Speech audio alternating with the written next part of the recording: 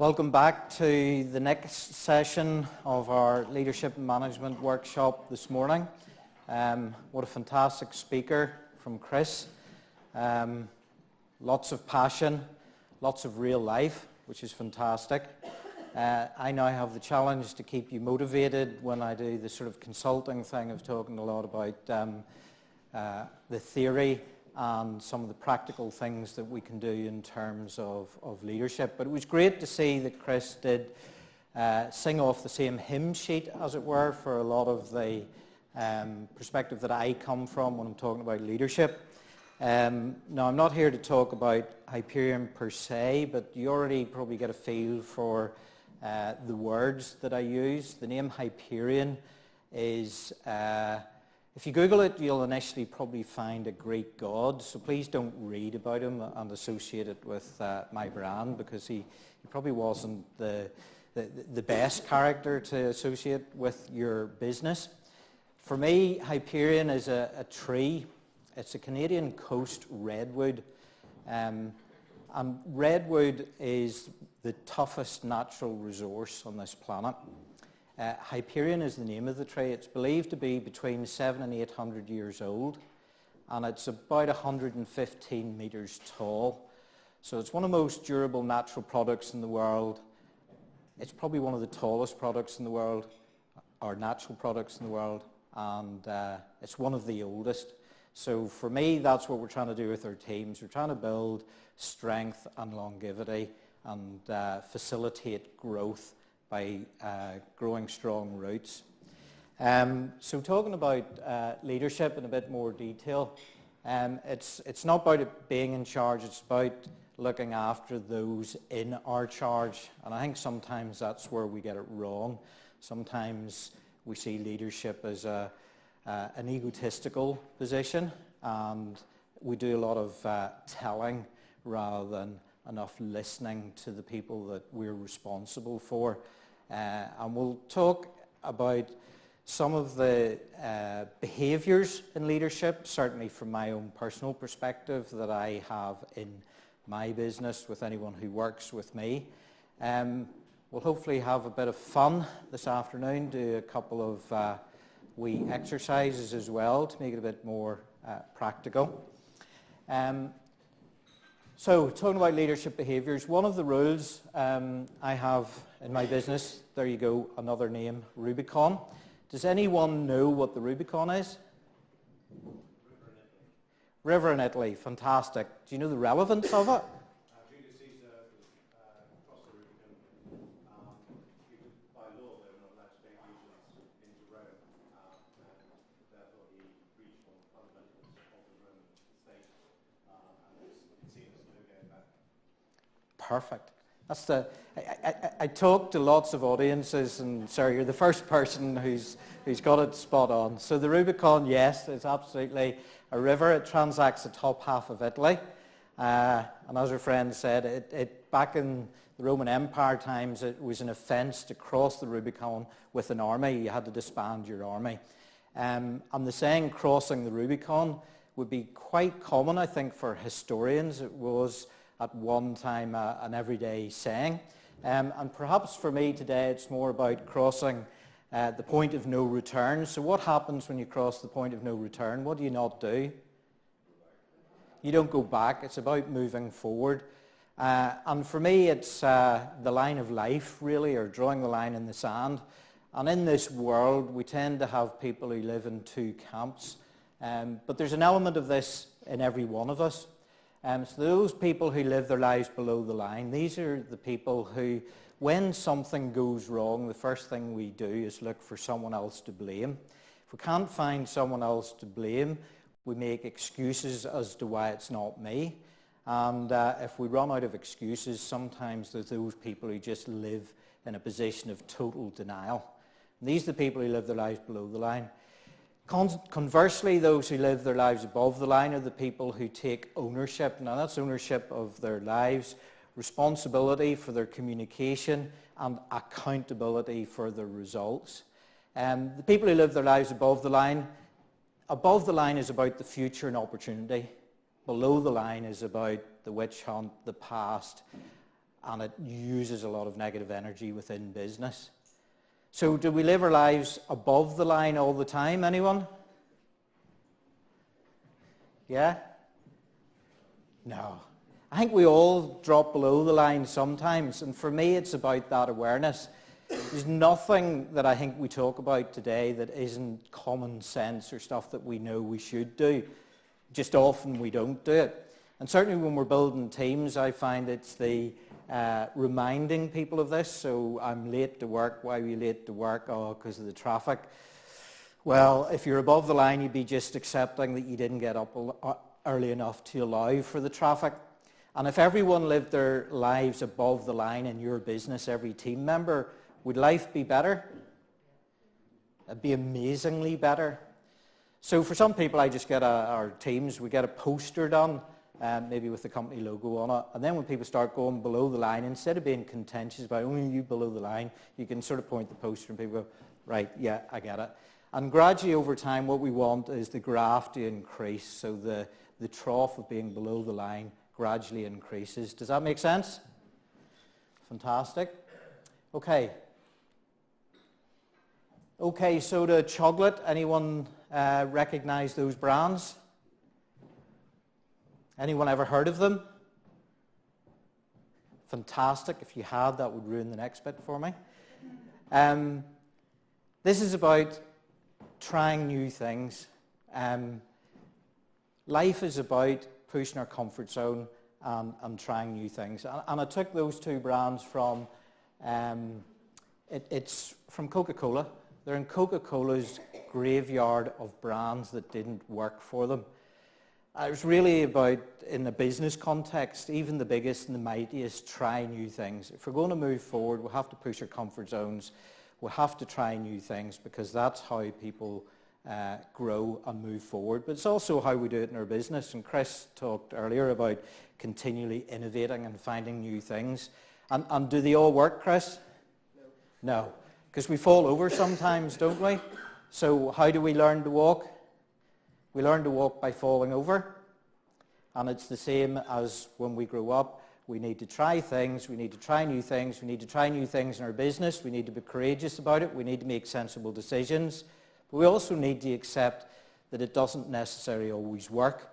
And I think that's probably part of the problem of our society, is to sort of bring us up to probably our early teens, where we seem to go through a mindset change where we can't try new things if we don't believe we're going to be absolutely successful at it. And so we avoid it and we get stuck within a comfort zone. And if we're to grow, and if our teams are to grow, and if we're going to lead people and help them to grow, then we need to encourage them to get outside their comfort zones. Leadership is an emotional journey. So what did Martin Luther King have? He had a dream, yeah? He didn't have a strategic plan or a 12-point plan. He had a dream, which comes back to the vision. Make the vision, as Harvard Business School call it, the big, hairy, audacious goal, something that's almost unachievable. And in some respects, I think there's a lot of confusion over what's a vision, what's a mission. And I was with a client yesterday and saying, look, it's very, very simple. If your vision, when you read it out, gets the hair standing up in the back of your neck, then it's probably a vision. And it's what it is to you as the business owner.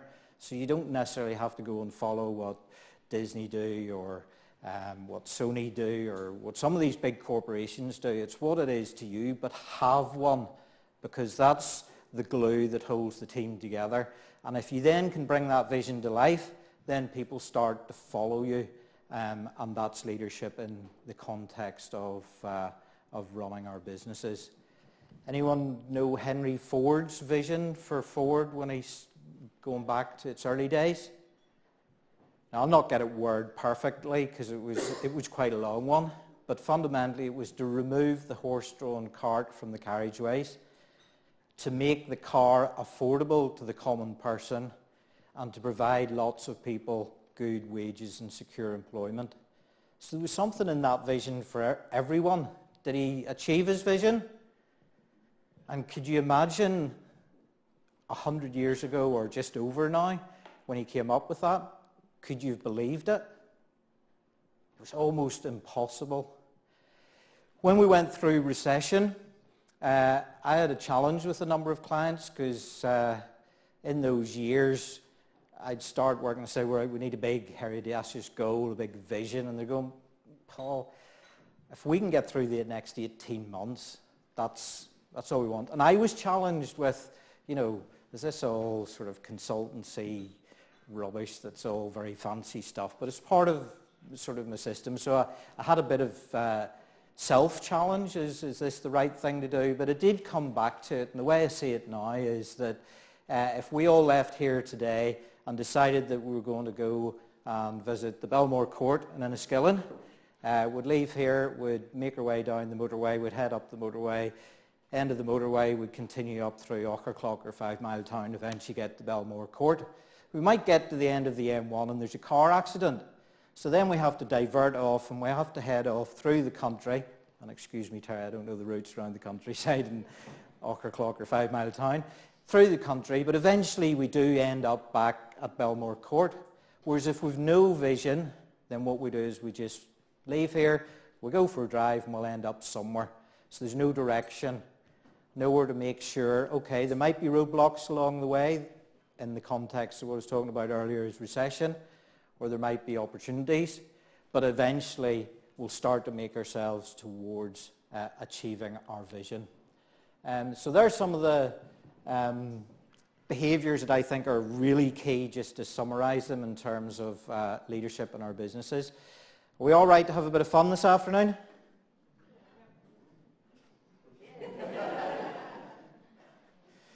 We'll see. Okay. So let's start. What I want you to do is we're going to have a wee bit of a icebreaker here. So I want you to stand up. I want you to go and find someone you don't know yet, because of course these workshops are also an opportunity to network. And if you can do that first, and then I'll give you the rest of the instructions. So if you can stand up and find someone you don't already know.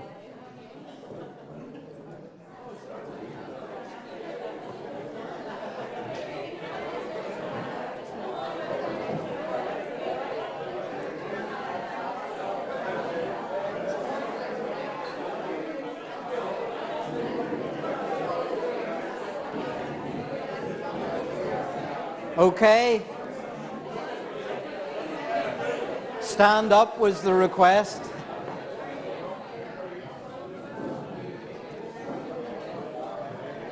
So if I can borrow Chris for a minute. Just I'm facing the, yeah. Okay, so what I'd like you to do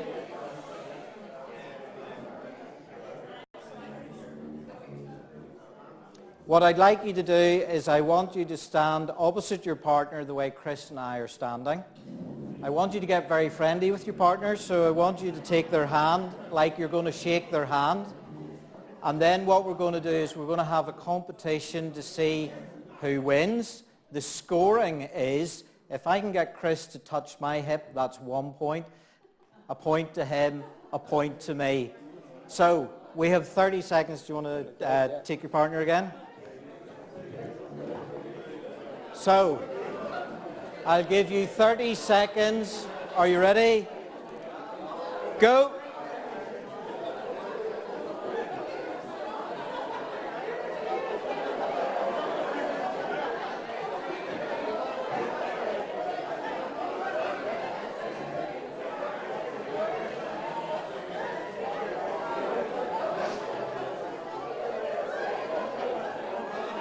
Okay, stop. If you want to thank your partner and then take your seats for me, please.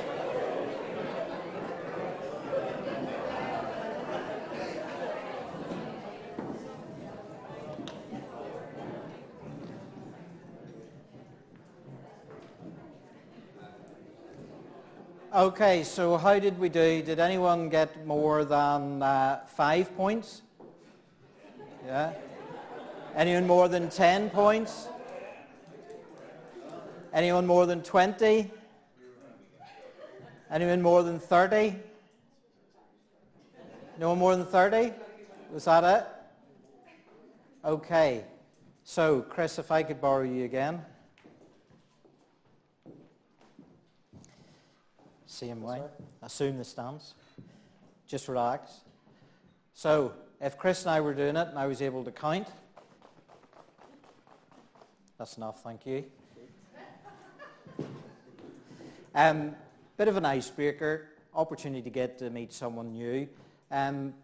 There's sort of an importance to it as well, because all too often when we have a role as an employee or we work in business, we're very self-interested in how we look. While we do maybe say we're part of a team and we work as part of a team, quite often we're having that wee battle where we want to score more and look better. Where actually, when you get a team working together, it's like Chris and I there, you could, if you did it properly, you could get hundreds of scores there. That's not the point. The point is that the result of a team that truly works together in harmony, you'll get disproportionate results than just 10 human beings or 20 human beings working together within their own capacity. What sort of percentage effectiveness do you think we get from our team members on average? If 100% is someone working like Chris? 50? Yeah? I'm not quite sure how the experts measure it, but it's somewhere around 30 to 35%. So what would be the effect in your business if you could even get an extra 5 or 10% out of everyone on your team? It would just be amazing. So that's why we need to work on building our team and improving our leadership, because that's how we achieve it. The old one, is the glass half full or the glass half empty?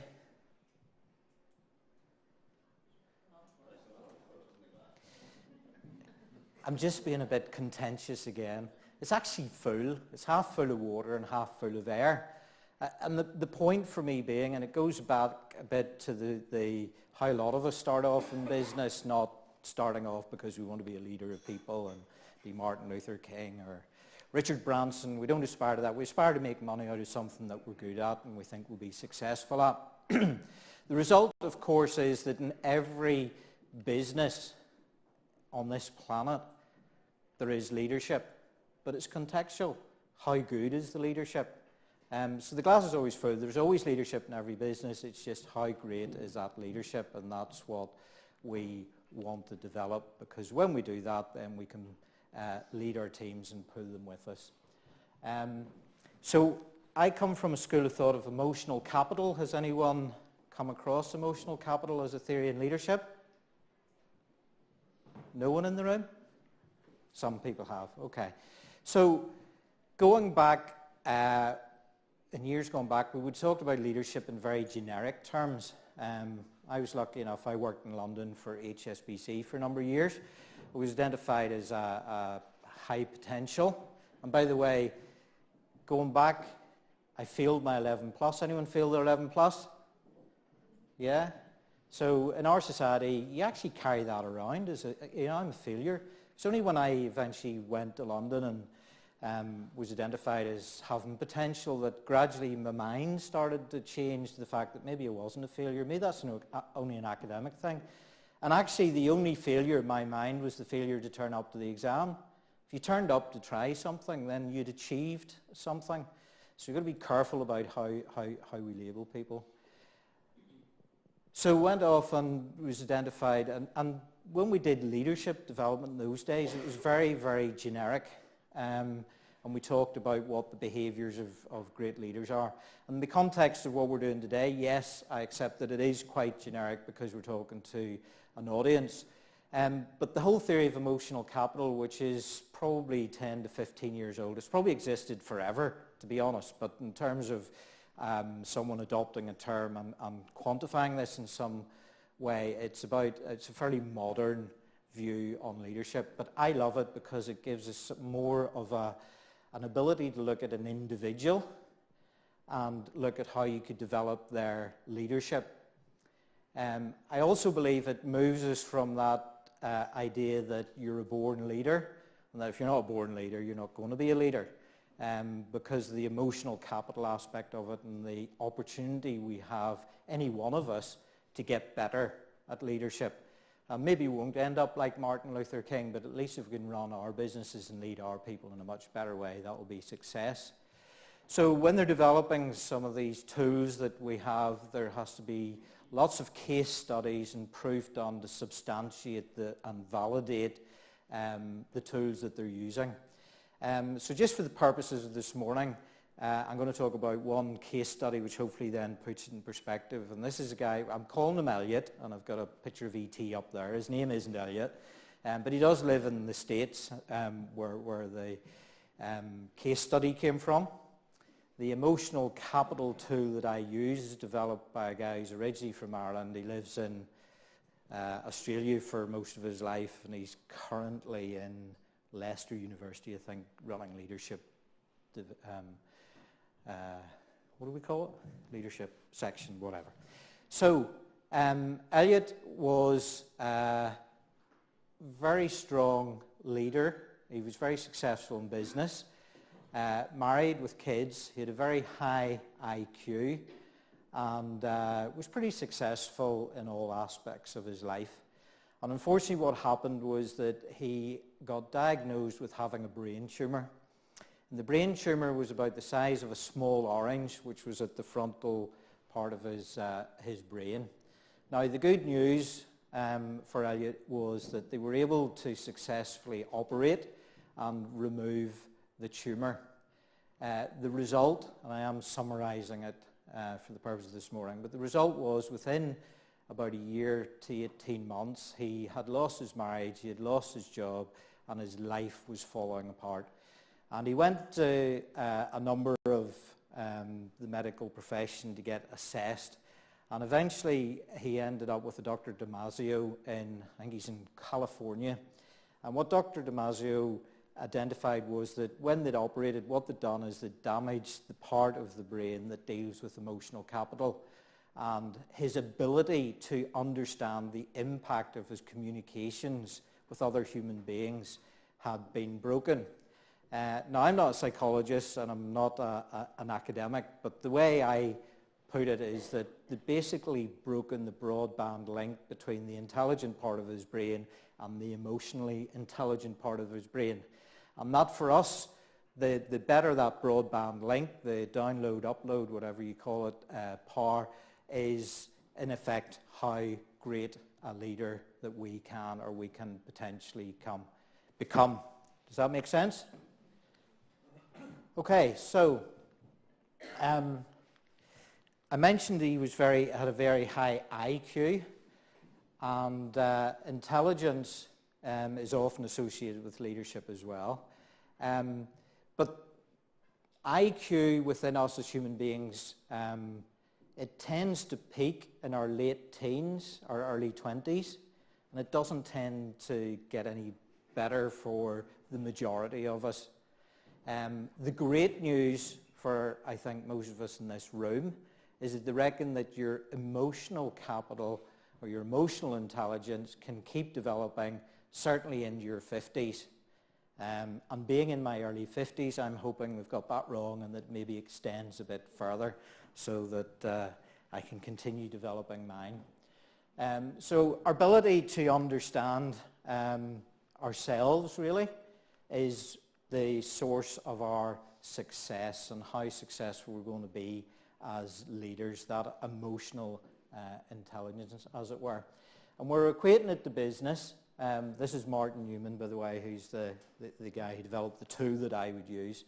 When we're talking about business, we have capital within our business. We have the physical capital, which is the machinery that we use when we're actually doing our business. We have the intellectual capital, which is the processes that we put behind that, so that when we use the physical capital, it will work.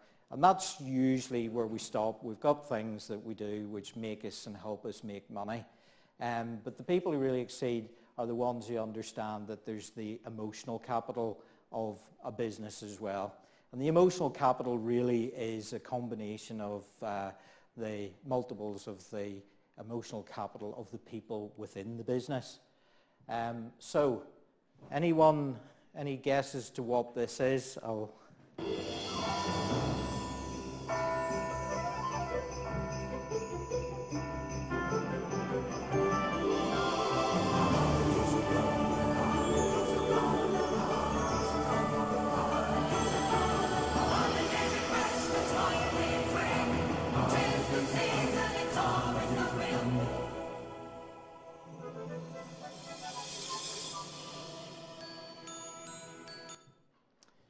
So, when the ad started, I guess we all got a nice, warm, fuzzy feeling about Christmas is coming, yeah?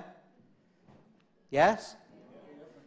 And did we all know which company is responsible for it, yeah? And in terms of healthy products, who thinks Coca-Cola delivers to us a healthy product? Anyone? Moderately healthy? No? So Coca-Cola have a product which pretty well all of us don't really think is that great for us or that healthy for us. Yet somehow they've built an organization where they reckon Father Christmas used to be green before Coca-Cola made him red. And where's the emotional capital behind their brand? So it's a wee bit of evidence of it's how people see our business within the business, how people externally see the business, and that emotional capital then that we've built behind the brand of our business, because it's about how we make people feel, and that's what emotional capital is. And all our businesses, all our brands sell us something, and it makes us feel in some way when we hear what a brand is. With Coca-Cola, the warm fuzzy feeling of Christmas. So you have the interpersonal emotional capital, so this is our own interpersonal, how we are. Then we have the capital of the combined team, and then we get the external EQ, which is then how our customers and our suppliers and everyone who's anything to do with our business, the feeling that is created when we develop that emotional capital. Okay, so as I said to you, the reason I like it, the theory of emotional capital, is that you can then have more of a defined look at individuals and understand how we could improve or develop our emotional capital. So it breaks it down, makes it a lot more less generic and more about who am I and what is it I can do to improve. The 10 areas are self-knowing. So this is really about the ability to recognize how our feelings and how we are affects our decisions and our judgments. Self-confidence, which is about fundamentally how well we like ourselves and how we get outside our comfort zones and build that self-confidence. Self-reliance, making ideas and decisions. Self-actualization, how goal-orientated are we? And self-control, the ability to manage and restrain emotions. And then we have relationship skills, empathy, which I'm sure we all know, adaptability, optimism, and straightforwardness. So when we measure emotional capital, we can actually do an assessment to look at each of these areas. Now, I do those assessments with people, and I think where I sit now, what's important is how I am or how the rest of the world perceives me. So I was working with a lady in HR in an organization. There's over 1,000 people in this organization. And we're talking about empathy, which is one of the key sort of leadership skills. And when we do the assessment, we do a 360 assessment. So you complete a questionnaire and we get feedback on you. Then what we do is we look at different groups of people. So in this individual's world, we looked at the board of directors, were one group. We looked at her peers as another group, her manager, and that's the only group where there's one individual who feeds back. All the other groups to keep anonymity, there is at least 4 in it. And then the last group is the direct reports. And what was interesting is each group had a different perception of empathy for this individual. So her manager and her peers all thought she was very empathetic, which was fantastic. Her directors and her direct reports, well, not really direct reports, but the greater team, didn't feel she was very empathetic. And when we had the conversation, the coaching conversation around why we felt different groups had different views, it came out that she was a bit nervous of the directors. There was only 4 directors and they held quite a senior position. And despite the fact her office was on the same floor, she felt she walked past their offices in the morning. She walked past her manager's office. She talked about what you did do at the weekend. Did you have a glass of wine on Friday night? And what did you do? And blah, blah, blah. And then she walked past the director's office. You get back past as quickly as possible. Morning. And just fly on past. Because she didn't feel comfortable engaging with them. Maybe there's questions over there, leadership. But to develop her, she had to make more of a personal, an attempt to make a personal relationship with the directors. Direct reports at her level in HR, so the greater team only really saw her on occasions where it was maybe redundancy. The nice one might have been retirement, might have been long-term sick, or it might have been sickness with a relative or whatever that was affecting performance at work. So she developed a thick skin over the years to be able to deal with all these, because some of these situations were quite emotional. And so we could now start to see the different, how the world saw her as opposed to how she actually was. Because there's no doubt that she was quite an empathetic person, and certainly in her family and her social life. And a lot of these things they're not just confined to business life, obviously, but we're talking in the context of running a business. So then what you can do is you can go through and you can look at every one of these areas and you can build an action plan around how to develop a human being to improve their leadership skills. Does that make sense? Fantastic. So how do you get change in a human being? So I thought I'd talk a few minutes about how we can take opportunities to help us change. Now, when we're in workshops like this, there's no doubt that all we can do is share skills and knowledge. But actually what changes us as human beings is our attitudes and our habits. So what we need to do is start to build up our own personal action plans for how we can move forward and develop ourselves in each of these areas. Now, I don't want to spend too much time on this, so I'm going to put it all up. This is what we call the identity iceberg, something that we use in coaching. So what sank the Titanic? The bit below the water of the iceberg or the bit above the water? The bit below the water, yeah. And that's the core of, if it's a human being, the bit above the waterline is the bits that we can see in another human being. The bit below is the core of the individual, and you'll see up there skills and beliefs and values and the environment. We're coming up to the end of the year. Is anyone making any New Year's resolutions? No one?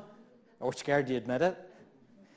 Okay, let's ask another question. Has anyone ever had made a New Year's resolution? Yeah? So shout out some of those resolutions. Losing weight? Getting fitter? Sorry? Save money, yeah. And how did those resolutions work out? First day. Fantastic, okay. So I'm going to explain to you why New Year's resolutions don't work. And it explains why, for a lot of us, we don't get change. And it's not enduring, which is the important thing.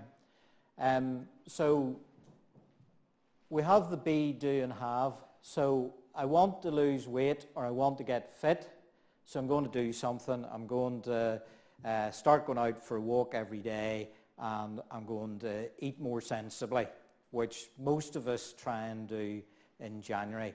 And the gyms love it, because we all go along and we sign up for a 24 or 12-month contract, is that right? And how long do we pay them for? 12 or 24 months. And how long do we go for?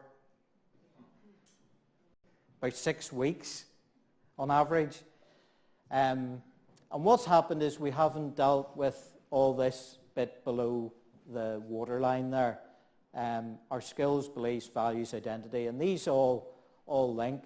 So if I see myself, I'll be a bit sexist here, as a stereotypical male from the 50s, where my job's to go out and earn the money, and the little wife should stay at home and do the cooking and the washing and the ironing. So if I have that mindset, I have a belief in that, will I be able to cook? No, because I don't believe I should. Whereas if I have a modern day view where I have an equal part in the household, and my values are part of a family where we equally input to the household, then what I'll do is I'll learn to cook. But I'll not do that skill unless my viewpoint of the world changes. Does that make sense? Yeah. So what we're doing is we have to really look at the B. Who am I as a human being? What do I want? And equally the environment that we place ourselves in. So that has an impact on us. The sociologists will tell us about how, going back, our church, our school, our society, the people around us mold us to the way we are today. So when we're born as a baby, we have no thoughts, we have no biases, we have no bigotism within us, or whatever the correct saying is. Those are developed through the impact of what surrounds us. And equally in terms of developing a human being, we have to be conscious of that. So very much, if I was unfortunate enough to be driving home tonight, had an accident, the police deemed that it was bad enough that I ended up being put in prison, then I would, to some degree, start to be affected by the environment that surrounds me. Just as if I take the iceberg and put it into warm water, it starts to melt. So we've got to think about the environment that we're in. And I had a client a few years ago, I'm not going to mention any names because reasonably well known now. But that time we started a business and she was turning over about £245,000 a year. 16 months later, the turnover annualized was projected at 1.8 million. And she'd achieved that in a very short period of time. Now, this lady works extremely hard. This is get up at 5 o'clock in the morning. In those days, I had nights where she'd be emailing me right through the night. So an extremely disciplined individual. And I said to her one day, I said, look, from forgetting the business development side, because we're ticking all the boxes there in terms of the business growth. But in terms of you as a human being, as an individual, what are you doing to improve yourself as a leader now? Going from probably, there was about 10 people, and some of these are part-time, 10 people in the books, to about, I think it was over 600 people in the books when we're talking about. And I said, your conversation went on. I said, well, what about the Institute of Directors? What about getting to the Institute of Directors and starting to surround yourself with people who are, like you, running successful businesses and growing them? And she turned around to me and she said, but Paul, I'm only a nurse. I said, but hold on a minute. I said, you go along to the Institute of Directors. Most people in the Institute of Directors are running large corporations. A lot of them never ran from startups. A lot of them joined large organizations. And I'll tell you, there's very, very few people who manage to grow a business from 245,000 to 1.8 million in 16 months. It's a massive achievement. And being the nature of the person she was, and I'm being sexist again, sorry blokes, if it was a bloke, the next week we would have met, I would have said, and what about the Institute of Directors? They go, yeah, I'm having to think about it and we'll get it sorted. Next week I went and met her. What about the Institute of Directors? Said, oh, I was at the new members meeting today. I said, how was it? Brilliant. And I said, was it only being a nurse holding you back? No, not at all. So what she was doing was starting to change your environment. That doesn't mean you go out and dump all your friends and say, oh, you're not in my self-development that my coach is driving me towards. Not at all. But it does mean you need to think about what you surround yourself and how you surround yourself, because that's what helps you move forward. Now, I'm only talking about the empathy side there. In terms of changing a human being, then it's about considering this be. So I want to have more money, so I'll go out and I'll do more activities. Well, I'm sure as Chris will confirm, have you changed over your time? Yes. Yeah? So you need to be someone else to lead that business. And when you start to get your mindset around that and you truly buy into it, that's when you can start to get lasting and enduring change with you as a human being. So how many days does it take to form a habit? 21. Any other? No, 21 days to form a habit. I'm not quite sure. I think it's different for different people. So when we're talking about developing ourselves, we need to develop a action plan that is drawn out over time so that we can layer our growth and our development. So what you can't do, and again it goes a bit back to the old days of leadership development, you can't come here today, learn about 10 areas of emotional capital, personal development, and go away tomorrow and have action points. You could probably have, going back to those 10 points, you could probably have 10 activities under each one of those points. So you could have over 100 activities that you need to do in order to develop in each of those areas. You can't do it as a human being. You can't go on a course and come out and be changed in the next week or the next 2 weeks. What you have to do is take an action plan where things become second nature, and the brain can't cope with too many things. I know for the ladies you can multitask, but for us blokes we're a bit simpler. We definitely have to take it one stage at a time. So one stage at a time, focus on one thing, and then develop over time. And it's only when you go back to the start of the talk, it's only when you take ownership and you're above the line that you can then adopt new behaviours one at a time, maybe two at a time, get them to the level where it becomes second nature, and then move on to the next. And so again, going back right to the start when we talked about casing all the small steps to change a business, it's the same for us as human beings. We can't possibly, and how many people go to, how many of us have gone to a workshop, have made loads of notes, maybe get motivated, maybe some golden nuggets and think that's great, we're going to go away and we're going to change next week and life's going to be amazingly different. And if I came back to you in 3 months, you'd go, gosh, where are those notes? Up here with a bit of dust on it? Yeah? So again, it comes back to you can only change if you take ownership and if you then have a plan that goes out and you identify what it is you need to do, and then over a long period of time, you can then truly change as a human being. Does that make sense? And I found it when I first, as I said, had my entrepreneurial seizure. The first thing I did, which many of us who were employees, as I said, worked for a bank, I bought into a franchise. And I spent tens of thousands of pounds and went off to do training as a business coach, went off to the States to do it. And as a corporate banking manager, which I'd been at the time, I thought I knew everything about business, but what I didn't know was about people and the emotion of running a business. I didn't have the experience of firing people. So, as a bank manager, yeah, I was be able to be very nosy about your business and ask you anything I wanted about your business. And so working with hundreds of different types of businesses, from hairdressers to BOC, international trading companies, very complex balance sheets and P&Ls. But I knew virtually nothing about people and working with people. And what that training did for me, if nothing else, was to give me that coaching skill, which is a leadership skill, but it was one that took me time, and I learned then about the ability to change, and absolutely this be do have as a coaching tool.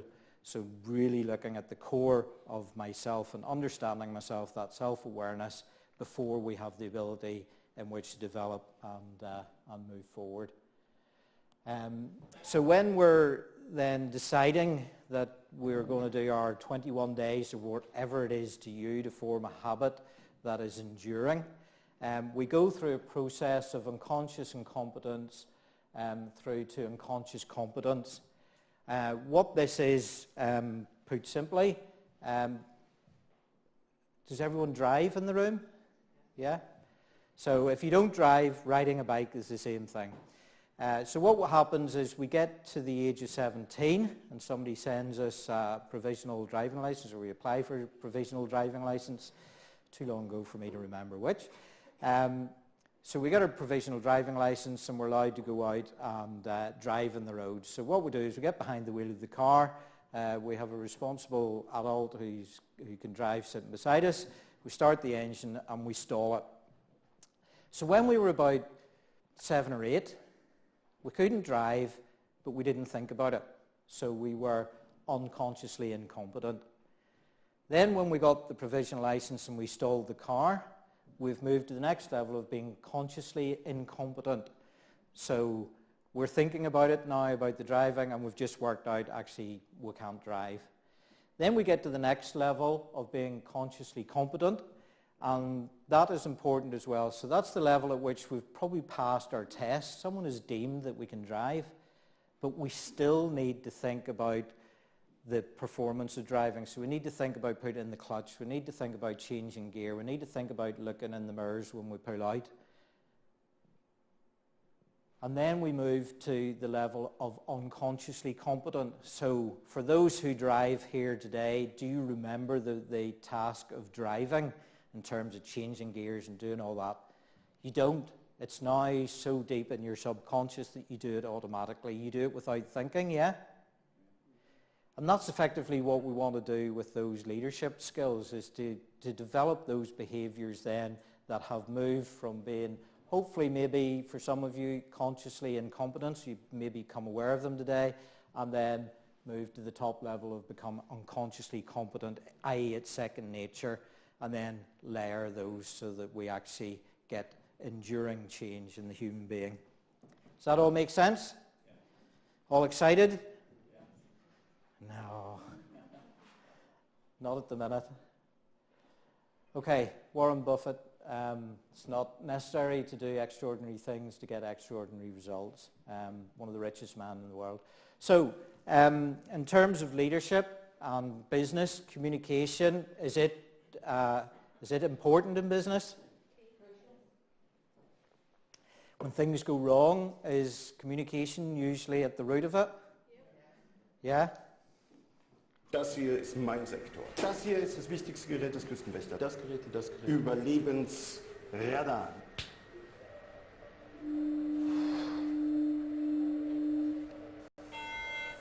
Mayday, mayday. Hello, can you hear us? Can you hear us? Can you... Over. We are sinking. We are sinking. Hello? This is the German Coast Guard. We are sinking. We're sinking. What are you thinking about?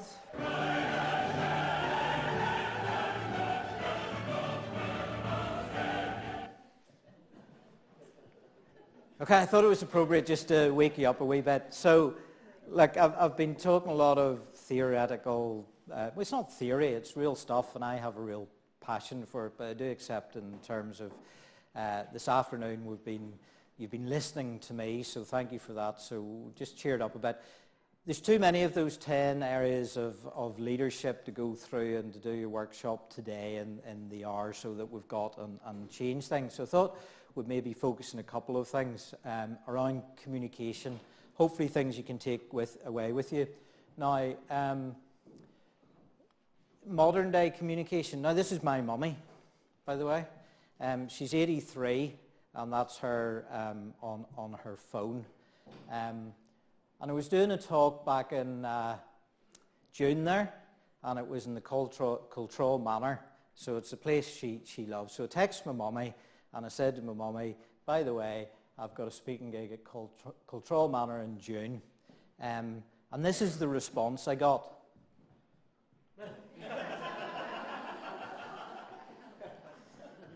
Now, I'm not going to say it, for obvious reasons. But modern day communication can go quite wrong at times.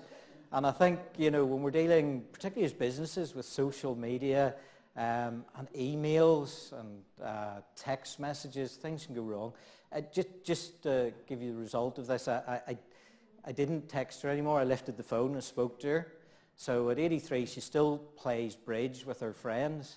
And I said to her, Mum, what does WTF mean? And she says, whoa, that's fantastic. And I said, where did you get that? And I said, one of the girls at bridge told me. I said, well, I've got a bit of news for you, Mum. And she's a real lady, so as you can imagine, she was absolutely mortified. But our communication in business is absolutely critical. And time after time after time again, I think you're right, and you've probably got the best reaction I've had this morning so far when I said, isn't communication important in business? It tends to be where things go wrong, whether we're dealing with a team member, whether we're dealing with a customer. It's not what was said often, it's how we said it. And I find it particularly in email and social media, because more and more our customers will hide behind the keyboard and they'll say things that they would never, or we would never say to another human being. And at its most innocent, maybe we just take it out of context. So communication, I think, is, for me, certainly one of the most vital areas of business. It's also the most vital area as a human being. And as I say, some of this stuff will work for us as individuals as well in our private and our home life. Questioning, asking great questions. So to have knowledge is, what we say, knowledge is power, yeah? So being a master of asking questions. So anyone personally know any great leaders or people that they see as great leaders? And I don't mean people that we necessarily would recognize their name in the room, and I'm not asking for the names. Does anyone know any great leaders? Yeah, icons. And in terms of communicating with them, do you notice anything about the way they communicate with you?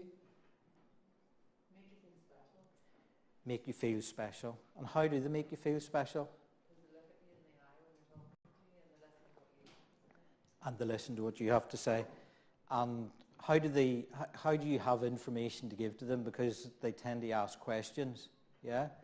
And in terms of communication within the business, now, I know, and I maybe we challenge Chris a wee bit in this, so we have the day-to-day stuff that we need to communicate in our staff meetings. And too many businesses don't have any staff communication either. We don't get together and have those meetings. So if you don't have them, have them. The second thing is, yes, there will be a lot of day-to-day and business stuff that you want to talk about, the plans and where we're going and what went wrong and innovate, what's the opportunities. But we should be using those as an opportunity to hear what our team have to say, to hear what's going on the front line. As our businesses grow, we can't be everywhere, even though we work 7 days a week, God knows how many hours a day, Chris. We can't be everywhere. So listening to people and asking them questions is a real skill. But it's also something, I think there's a perception when we go to do meetings that we need to be the chairman of the meeting and we need to host it and therefore we need to be heard. You don't have to be. You'll get more out of listening to what the team have to say. Just as when we're engaging with another human being, if we ask them questions, look them in the eye and listen to them. So do you ever go to a party where you're talking to someone and all they're doing is telling you about how brilliant they are and how great they're doing in work and blah, blah, blah, blah, blah? Has that ever happened? Yeah?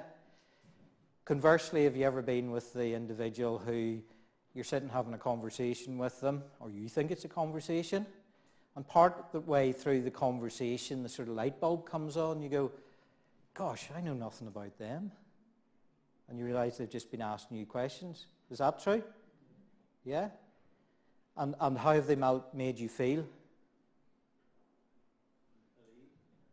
Made you feel at ease, yeah? They're interested in you. And when someone's interested in us, does it make us feel good? Yeah. So master the art of asking questions. Does anyone have or had any coaching in their business? Yeah? And how did that form? Are you a coach or you're a coach? Okay, so you know where I'm coming from. So coaching is a form of communication, and it revolves around asking questions. And it used to be years ago that we wouldn't have had it in industry, but now it's much more accepted as a great discipline. But it's a great discipline to have as a leadership skill, because it's nothing more powerful than being a great communicator. And one of the keys of great communication is being great at asking questions. Okay, so let's have a bit of fun. Who remembers their 9 times tables from school? There's a reaction. Okay, it's not going to be that challenging. Hopefully we'll get through this. So what I want you to do is I want you to think of a number between 1 and 9. Have you all got that number? This is the challenging bit. I want you to multiply that number by 9. You all done that? Okay. So you should have a 2-digit number response. So let's say the answer is 24. I want you to add the 2 digits together. Now I want you to take away 5. So you now have hopefully a 1-digit number. The way this works is A equals 1, B equals 2, etc. So whatever your number is, what's the corresponding letter? I want you to think of a country that begins with that letter. Then I want you to take the second letter and think of an animal that begins with that letter.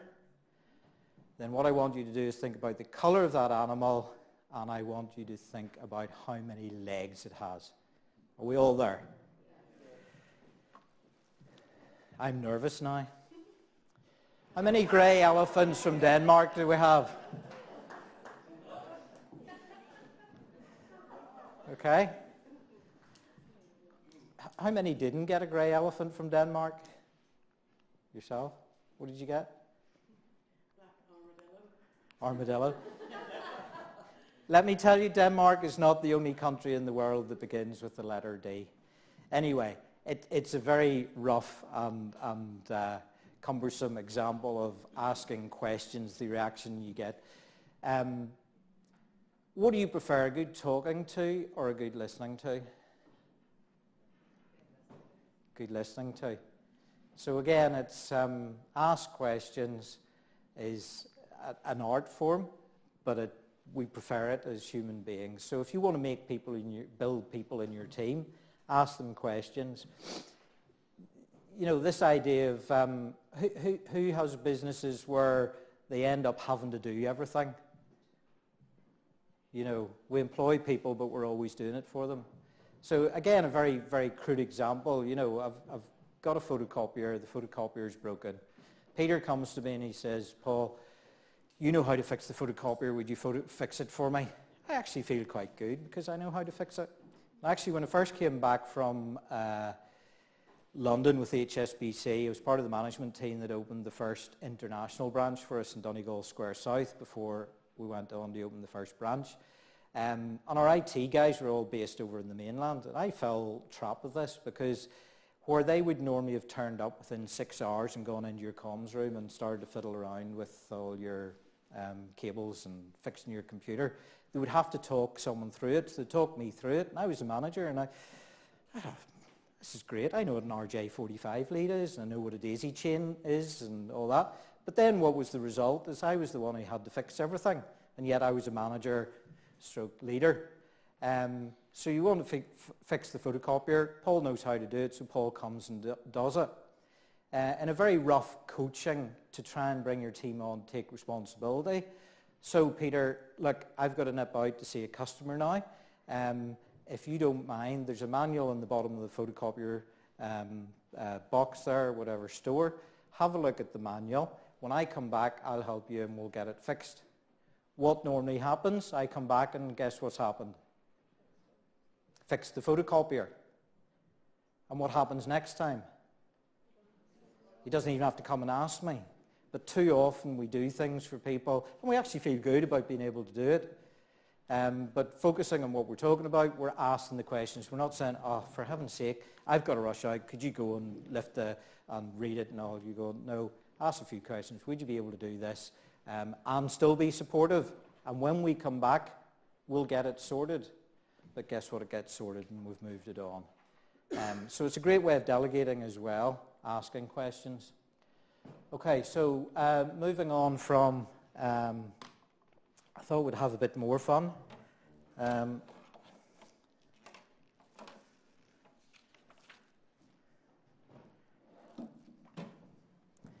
Excuse me 1 second.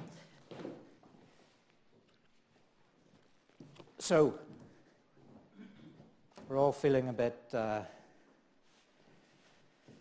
death by PowerPoint by this stage, is that right? Time to waken you up again. Bit of competition. Are you all up for it? You're all sitting there going, if he made a stand up and find a partner, if he does that again, I'm going to be... I wonder if I can sneak out and pretend to go into the loo and not come back.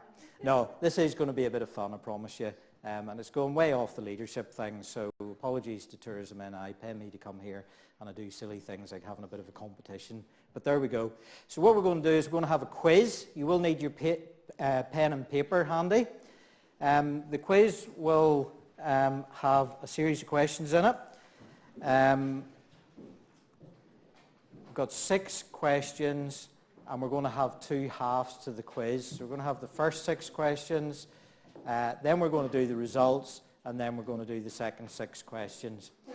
And the way this quiz is going to work is I'm going to ask you the question. I'll read it twice. I'll say it out loud twice, read it to you twice, and then I'll give you a few seconds to answer and we'll move on to the next one. Don't ask me to read it again, because I won't. I'll only read it the twice. So, are we ready? Okay, so the first question is, divide 40 by a half and add 15. What do you get? Divide 40 by a half and add 15. What do you get?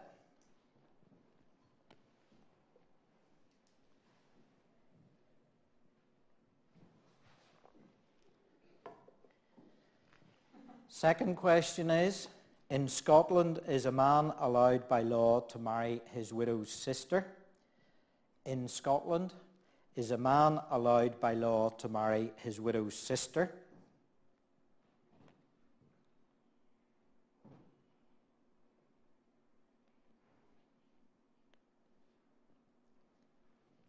Third question, is the correct saying 9 and 5 is 13 or 9 and 5 are 13? Is the correct saying 9 and 5 is 13 or 9 and 5 are 13?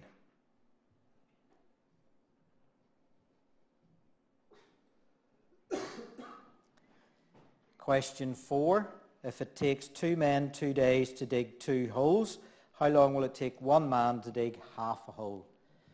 If it takes 2 men 2 days to dig 2 holes, how long will it take 1 man to dig half a hole?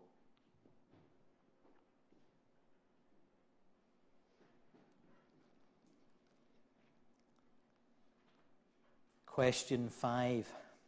When an ocean-going liner is repainted, it receives 25 coats of paint, primers, undercoats and top coats. Which goes on the first? When an ocean-going liner is repainted, it receives 25 coats of paint, primers, undercoats and top coats. Which goes on the first?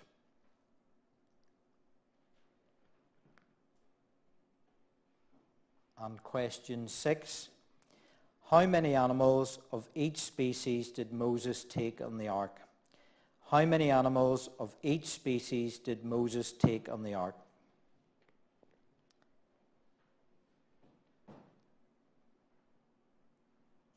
Okay, question 1.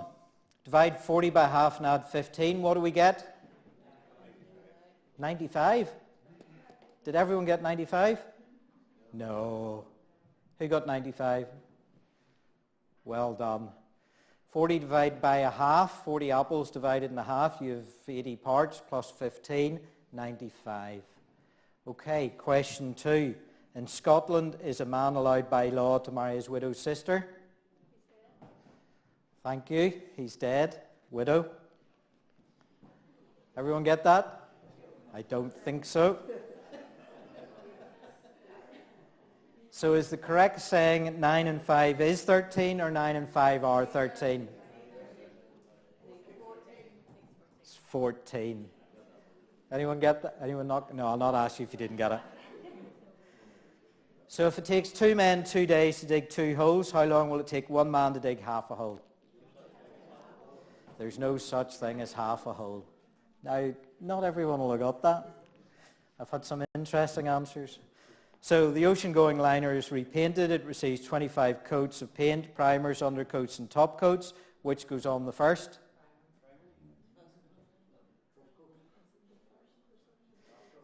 Which goes on the first?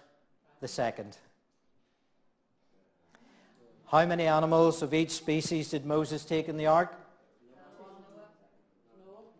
Noah's Ark. Okay, so shouldn't take you long to add up your scores. Did anyone get 6? No? 5?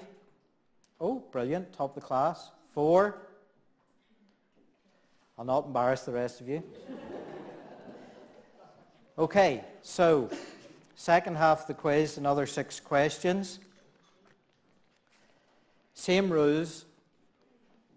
Now, who's going to do better this time?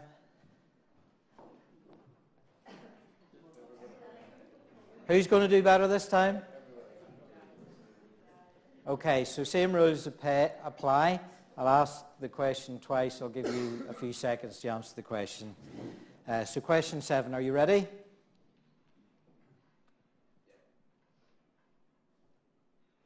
Hold that feeling. There is no question 7. There is no other half of the quiz. So if I've done my job right, and it's down to me rather than you, when I said hold that feeling, you should have been in a state where you were not thinking about anything else other than focusing on the question I was about to read you, so that you could hopefully pick up where the twist or the catch within the question would be. Is that right? Okay, so I call that being truly present. And it's about listening skills. So yes, it is a bit of fun. Hopefully Tourism NI will not ban me from any more for having silly quizzes in the middle of workshops. When we ask great questions, the best communicators have the ability to move to a state of being truly present with that individual, which means that we're not thinking about lunch, getting back to the work.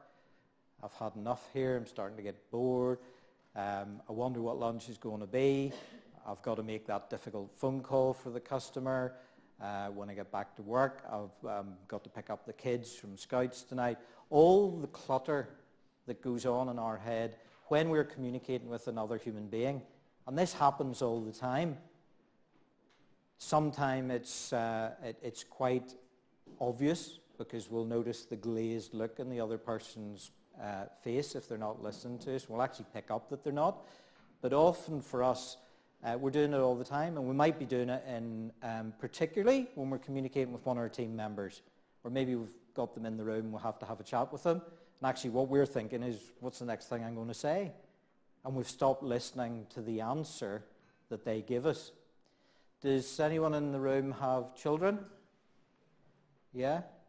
So they reckon for parents, if you can devote time to being truly present with your children, and that truly present isn't saying, I'm going to give them half an hour in the evening, play with them, but still be thinking about what I'm going to do in work tomorrow or what happened today, where you can get to that state that I hopefully had you in. They reckon you'll find out whether they've been bullied at school at a much earlier stage or if they've got problems at school. But equally, with any human being you interact with, that level of being truly present, to me, is one of the best skills you have. So the lady at the back there said about when you're talking to someone and they ask you questions that make you feel important, and then the worst thing you can do is ask questions, show an interest in someone, make them feel good, and then not pick up on the information they actually give you because you're starting to think about the next question or whatever it is that distracts you. Does that make sense? Fantastic. So, takeaway for today from me at this stage before we have questions is believe in people. Remember the Martin Luther King, have the vision, have the dream. So do have your plans and your strategic plan, but make sure the dream is there. Believe in your people. Become a master at asking questions and become a master at listening to people and practice that being truly present. And that's me really for this afternoon. So do we have any questions on leadership? Yes. From the employee side of things, Yep. employees who deal with leaders that they don't have level of faith in, say, how would you communicate that to the person, say a team of people, say we all work for you in this team, but we were disappointed by what you're relying on a daily basis. What would you tell us about you? What would it... How to get around your leadership thing? If we didn't have faith in the leadership? Okay, so one of the ways of dealing with it is to bring in someone independent to talk to your team. Now, as a consultant coach, I would say that, of course, but it is actually really important because we know, I know as being an employee within a corporate organisation, our leaders can ask us, or managers or whatever, to talk, to be open, and our door's always open, but will we ever truly say what we feel? If I'm right, that's where you're coming from. No, we won't.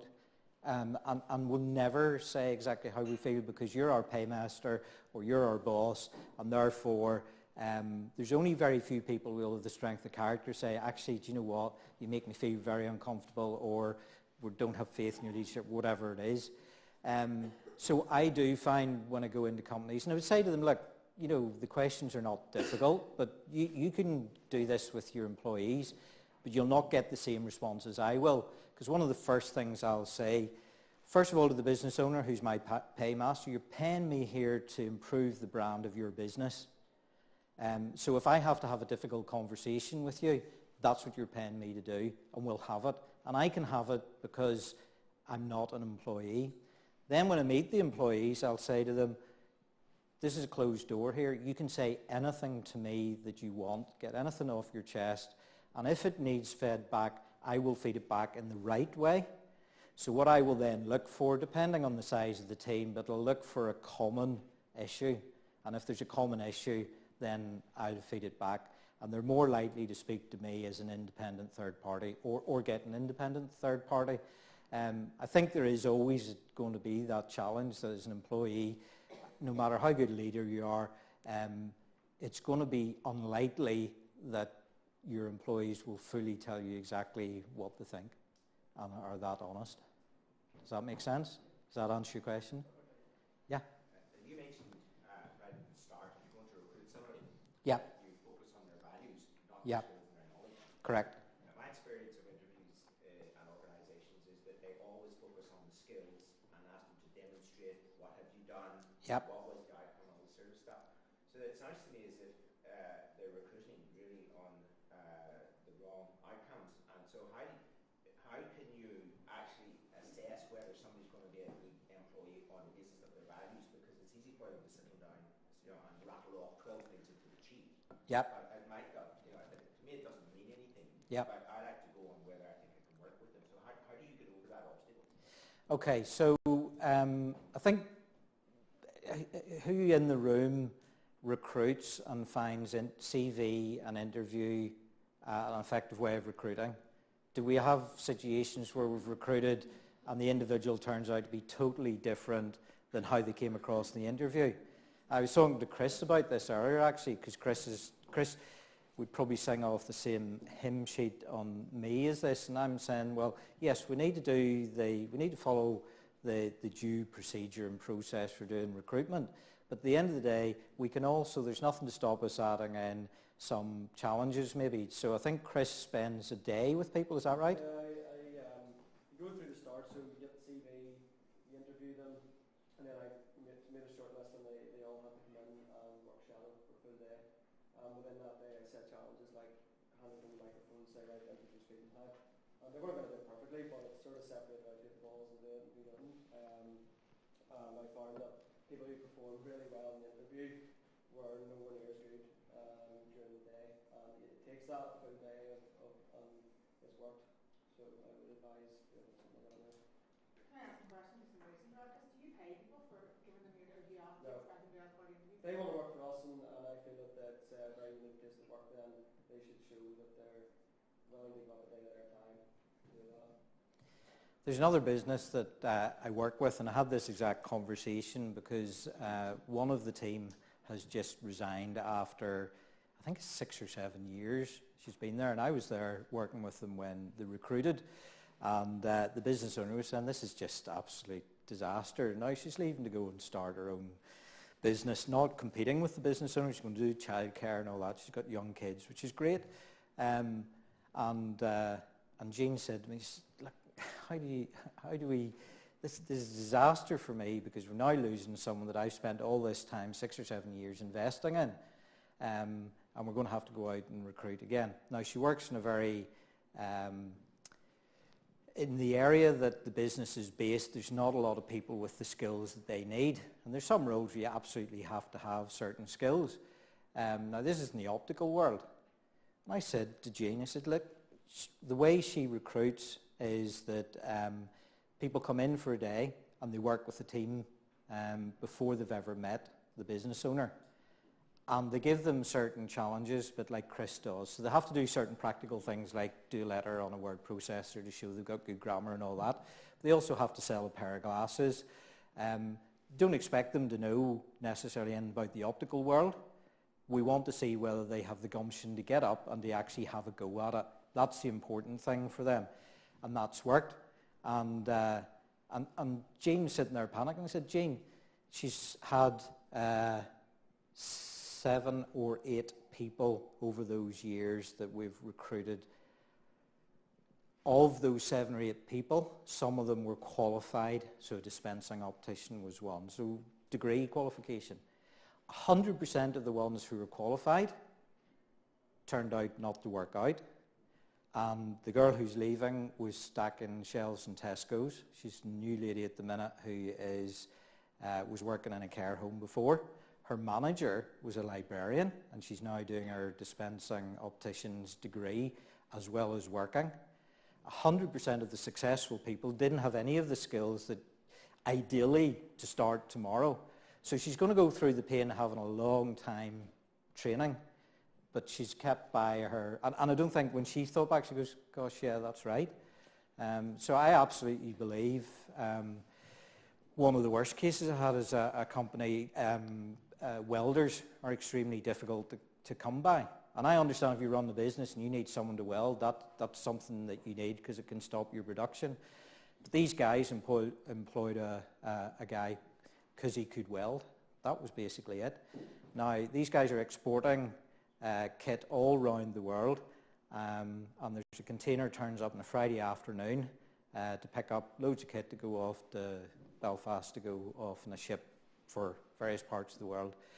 And the MD said to me, he said, I'll try and keep it pleasant and not use his exact words. He said, for heaven's sake, Paul, he says, Friday afternoon, we're standing there. He says, I've got my overalls on, all hands to the deck, the whole team. He says, the welder, he was standing there with his fag in his mouth, and he went, you didn't pay me to do that, and walked off. Again, employed because he could have skill. Now, I know it's extremely difficult for that company to have that skill, but I 100% see building the team and see getting the wrong person on the team like that welder. You try and lead that team, it's really difficult, because what happens, suppose, then other people go, well, if he's doing it, why should I do it? And then it multiplies. Whereas if you get the right person who says, doesn't matter, get the overalls on, come on guys, let's all put our hands to the deck. Absolutely believe that's where you start off, and build the right team in your culture, recruiting skills, not recruiting core values and fitting in. There's, I need to stop soon actually, but there's one of the car dealerships in Boucher Road, and at the end of the interview, the MD sets a list of their core skills down on the desk, and he says, read those. It's not core skills, core values that they have documented. Integrity, honesty, all these sorts of things. And he says, read those. If you can't live by our core values, don't take the job, because you'll not fit in here. And they've introduced that, and it goes right through from he's MD, his father is the chief executive, and his father was one of the problems, because his father is old school leadership, kick them, and when they're down, kick them even harder. And he would do it to his son, but they've managed to change that. They have all their values on a credit card. And he says, like, we at the directors' meetings, when my dad starts blowing a gasket, we pull out the credit card and we go, and it's like a referee's red card. He says, even my dad now goes, oh, right, okay. So they've managed to depersonalise that, but it, as I say, it's a problem at the top level. Okay, if there's, yes, sorry?